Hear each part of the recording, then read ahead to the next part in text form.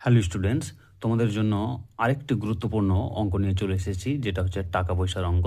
Super ট্রিকের সাহায্যে বোঝাবো। তোমরা প্রথম থেকে শেষ অবধি ভিডিওটি না টেনে দেখো, অবশ্যই বুঝতে পারবে। চলো প্রশ্ন পড়ি। একটি থলিতে 5 টাকা ও 10 টাকার নোট নিয়ে অর্থাৎ মিলিয়ে মোট 300 টাকা আছে।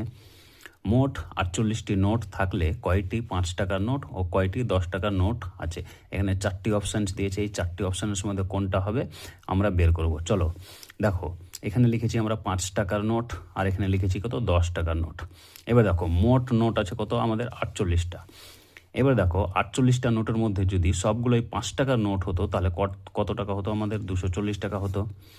আবার এই 48টি নোটের মধ্যে সবগুলো যদি 10 টাকার নোট হতো তাহলে কত টাকা হতো আমাদের? 480 টাকা।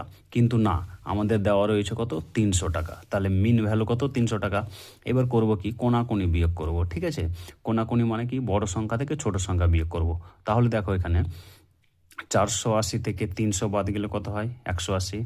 আবার 300 থেকে 240 বাদ গেলে কত হয়? 60। তাহলে কাটাকাটি করলে কত হয়? 3:1। অর্থাৎ 5 টাকার নোট যদি 3টা হয়, 10 টাকার নোট হবে কত? একটা। তাহলে মোট নোট কত? 3 + 1 মানে 4। 4 মানে মোট নোট কত? 48। 1 মানে কত? 4 বারং 48। তাহলে 3 মানে কত? 3 বারং 36।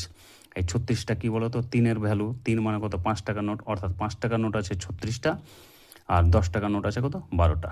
তাহলে আমাদের সঠিক উত্তর হয়ে গেছে কি? Option A. তো আশা করি তোমরা ভিডিওটি বুঝতে পেরেছ। এরকম অঙ্ক কিন্তু বিভিন্ন পরীক্ষায় এসে থাকে।